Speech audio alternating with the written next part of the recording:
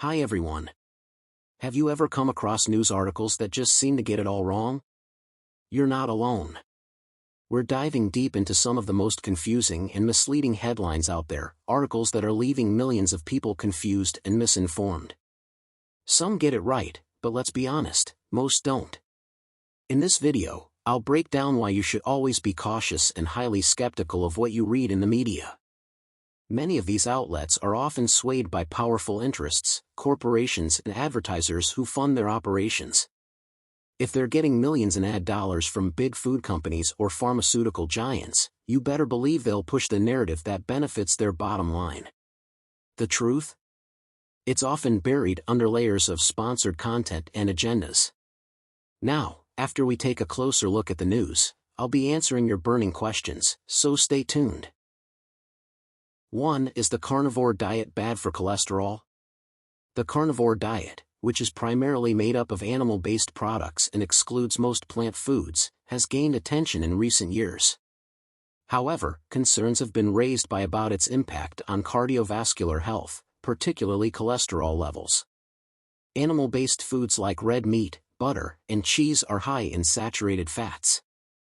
Saturated fats have been linked to increased levels of low-density lipoprotein, LDL, cholesterol, often referred to as bad cholesterol.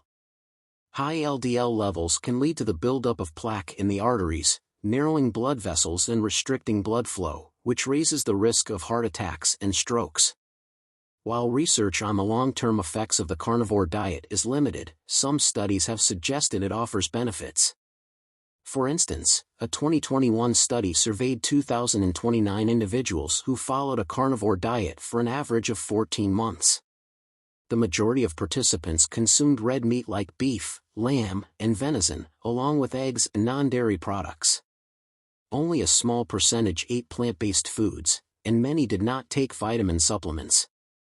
Despite concerns about nutrient deficiencies and cardiovascular risks, the majority of participants reported positive effects.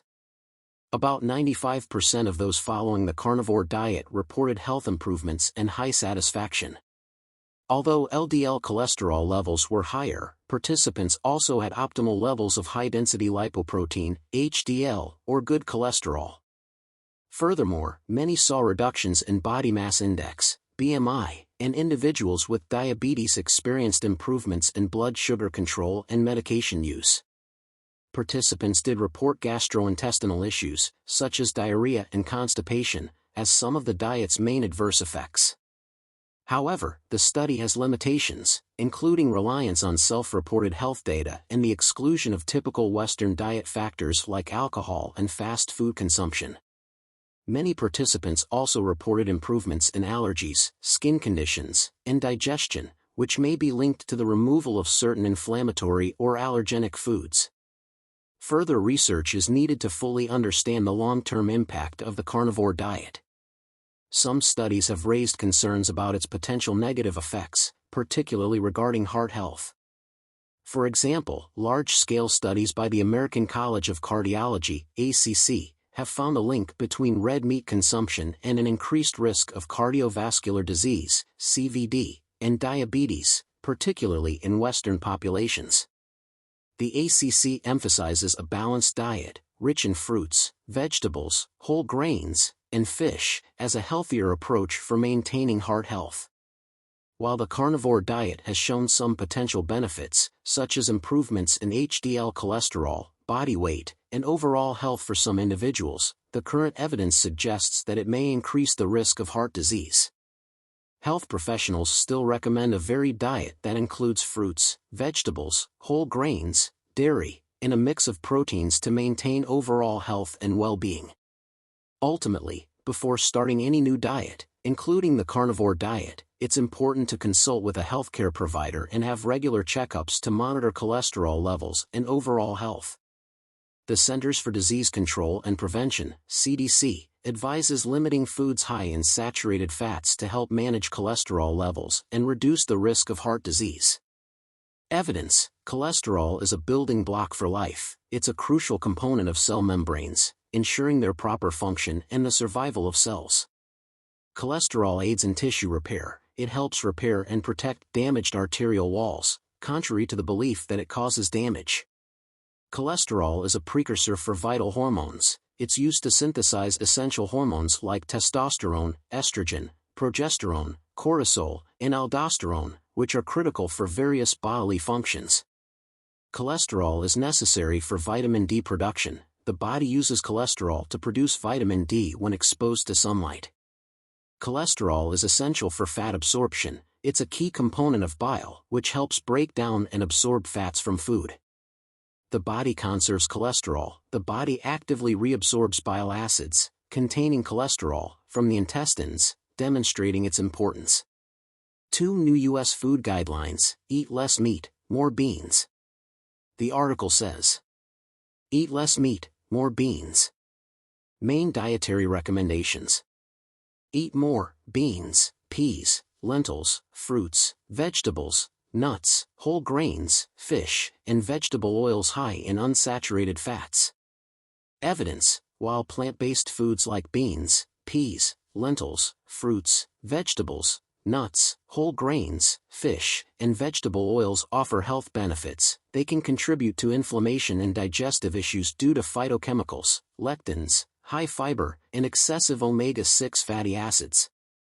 These compounds may irritate the gut, disrupt nutrient absorption, and contribute to hormone imbalances, especially in sensitive individuals. The article says eat less red meat, processed meats, starchy vegetables like potatoes, added sugars, sodium, and saturated fats. Evidence: red meat and processed meats, along with sodium and saturated fats, are beneficial for your body. Avoid sugars, potatoes, and starchy vegetables as they contribute to inflammation. Red meat provides essential nutrients like protein, iron, and healthy fats, which support vital bodily functions, repair tissues, and promote overall well-being. It helps build and maintain muscle, supports brain function, and contributes to hormone production. Sugar can have detrimental effects. Excessive sugar intake has been linked to various health issues, including inflammation, insulin resistance, weight gain, and an increased risk of chronic diseases like diabetes, heart disease, and metabolic disorders. Consuming too much sugar can disrupt blood sugar levels and contribute to chronic inflammation in the body.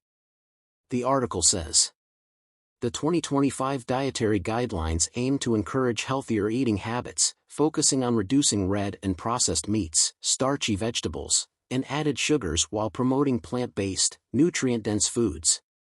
However, ultra-processed foods and alcohol guidelines remain unchanged, leaving gaps due to insufficient evidence.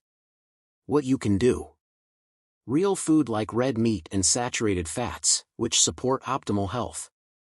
Avoiding high-carb diets and embracing a proper human diet, rich in red meat and low in carb foods, is key to preventing chronic illness and maintaining long-term health.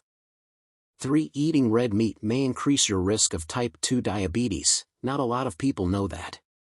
The article says link between meat consumption and type 2 diabetes.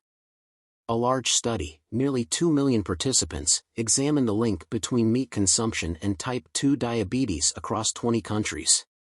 High consumption of unprocessed red meat, beef, lamb, pork, and processed meat, bacon, salami, chorizo, was associated with an increased risk of type 2 diabetes. Consumption of poultry also had some association but was weaker and varied across populations. Mechanisms linking meat to type 2 diabetes. Saturated fat and insulin sensitivity. Red meat is high in saturated fats and low in polyunsaturated fats, which could disrupt insulin sensitivity. Animal protein and BCAA, branched-chain amino acids. Animal protein increases BCAA levels, which in turn are linked to insulin resistance. Gut microbiota. Red meat contains choline and L-carnitine, which are metabolized by gut microbes to produce trimethylamine. High trimethylamine levels are linked to increased type 2 diabetes risk. Reducing meat consumption.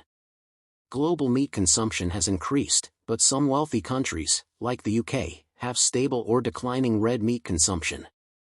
Guidelines suggest consuming no more than 70 g of red meat per day and avoiding processed meat. Evidence: the common belief that red meat contributes to diabetes has been widely debated. some people believe that consuming red meat can raise the risk of developing diabetes. However, this claim doesn't hold up under basic principles of nutrition. For individuals with diabetes, consuming high-sugar and high-carb foods is what spikes blood sugar levels, leading to chronically elevated blood sugar. This is what defines diabetes. The associated complications arise from the damage caused by prolonged high blood sugar levels to arteries, capillaries, organs, and tissues. So, how does red meat, primarily protein and fat, fit into this? It doesn't. The idea that consuming red meat can lead to diabetes has been thoroughly debunked. However, some vegan influencers and others may argue that high-fat diets contribute to insulin resistance, thereby increasing diabetes risk. While fat accumulation in cells is a factor, their mistake lies in conflating dietary fat with the real culprit, excessive carbohydrate and sugar intake. It's not the fat itself from meat that drives diabetes, but rather a diet high in carbs and sugars, which promotes fat accumulation in cells and increases the risk of type 2 diabetes. And that's a wrap for today's video. Always remember, staying informed means questioning everything you see, digging deeper, and thinking critically about the narratives being pushed. If you found this video helpful, give it a like, share it with someone who needs to hear this, and don't forget to subscribe for more eye-opening content. Drop your questions and thoughts in the comments. I'd love to hear what you think. Until next time, stay curious, stay skeptical, and keep seeking the truth. See you in the next one.